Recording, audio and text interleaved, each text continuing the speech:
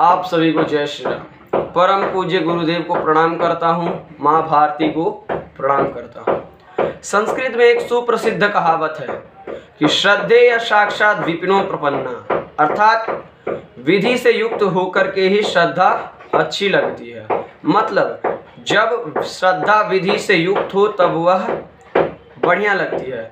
कई लोग कहते हैं कि मंदिर में जाने का अधिकार सभी का है, कथा कहने का अधिकार सभी का है। क्या यह विधि है क्या कि सभी कोई मंदिर में जाए? क्या यह कोई कानून है कि सभी को मंदिर में जाना ही जाना है? नियम है, संविधान में कहीं लिखा हुआ है कि सभी को मंदिर जाना ही जाना है? नहीं ना।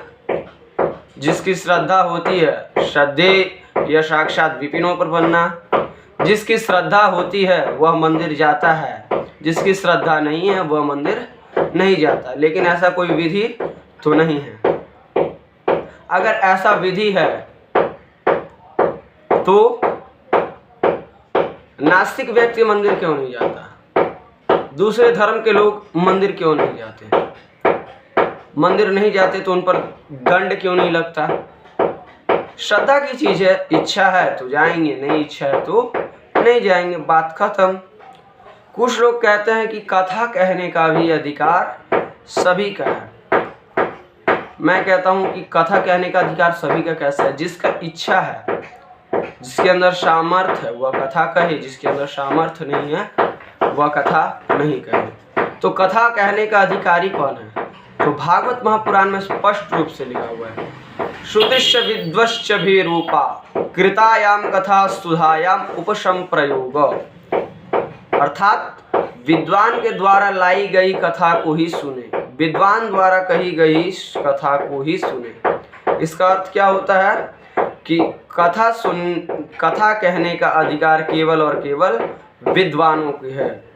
तो विद्वान आखिर है कौन? सवाल ये उठता है कि विद्वान कौन है? विद्वान जिसने खड़ांग वेदों का अध्ययन किया हो, जिसने 6 वेदों का अध्ययन किया हो, वह कथा कहने का अधिकारी है। उसमें भी प्रधानम चक्षु अंगेषु व्याकरणम, जिसने व्याकरण का अध्ययन किया हो वह ही कथा कह सकता है। जिसके पास व्याकरण का ज्ञान नहीं है वह जनता को क्या कहेगा, क्या उससे कथा सुनाएगा? किसी श्लोक का यदि भावार्थ और व्याख्या करनी हो तो बिना व्याकरण के ज्ञान के वह उस श्लोक का व्याख्या, उसका भावार्थ कैसे कहेगा? कथा कहने का अर्थ बिल्कुल भी ये नहीं है कि फलाने राजे का यहाँ पर जन्म हुआ, उसने इस रानी के साथ शादी की, उसने यहाँ पर वो किया, उसने वहाँ पर वो किया, उसने बहुत सारी लड़ाइयाँ लड़ी, सारी लड़ाइयों को जीत गया, अंत में उसकी मृत्यु हो गई। कथा कहने का अर्थ तो ये नहीं है। कथा, जितने भी कथाएं हैं, राम कथा, शिव महापुराण, देवी भागवत, महाभारत, भागवत कथा, इन सब का एक प्रयोजन होता है, एक उद्देश्य होता है। जब तक वह उद्देश्य सिद्ध नहीं होता तब तक कथा समय की बर्बादी, यानी कि टाइम पास के अलावा और दूसरा कोई उपाय नहीं है। उसके अलावा और कुछ भी वह नहीं है कथा।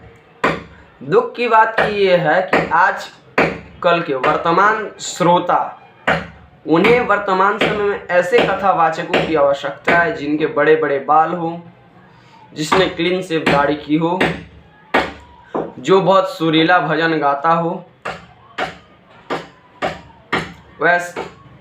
वैसे कथावाचकों की वर्तमान में आवश्यकता है। विद्वान की उन्हें कोई आवश्यकता नहीं है। और जहाँ पर ऐसी भावना आ जाती है वहाँ पर जो कथा का मुख्य प्रयोजन होता है, जो मुख्य उद्देश्य होता है, वह उद्देश्य ही समाप्त हो जाता है।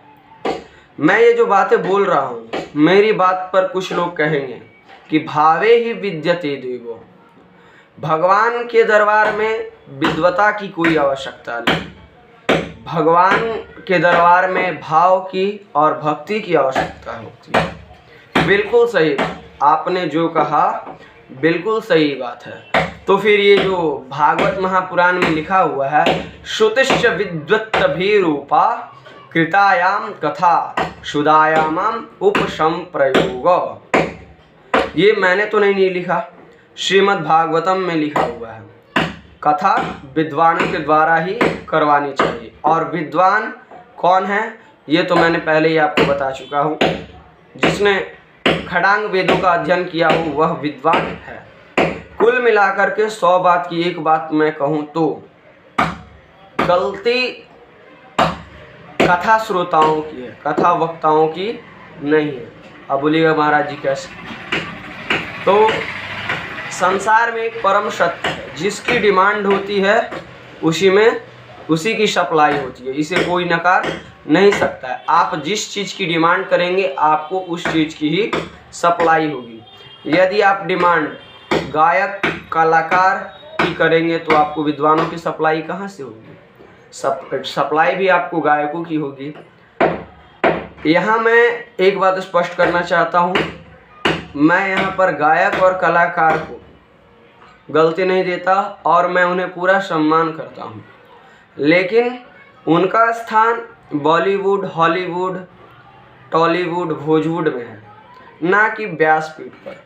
व्यासपीठ पर बैठने का अधिकारी केवल और केवल विद्वान है। विद्वान कौन है? जिसने 6 वेदों का अध्ययन किया हो। क्योंकि कथा कराने का जो मुख्य उद्देश्य है वह विद्वानों के द्वारा कही गई कथा से ही सिद्ध हो सकती है। इसीलिए व्यासपीठ पर स्थान विद्वानों का ही होना चाहिए। अब कुल मिलाकर के फैसला आपका है। आप देश को विद्वानों का देश बनाना चाहते हैं या किस चीज़ का, इसका निर्णय आप पर है। यदि आप विद्वानों की डिमांड करेंगे तो डिमांड विद्वानों की ही सप्लाई होगी। फैसला आपका। अगर आपको वीडियो अच्छा लगा हो तो लाइक और सब्सक्राइब जरूर करें।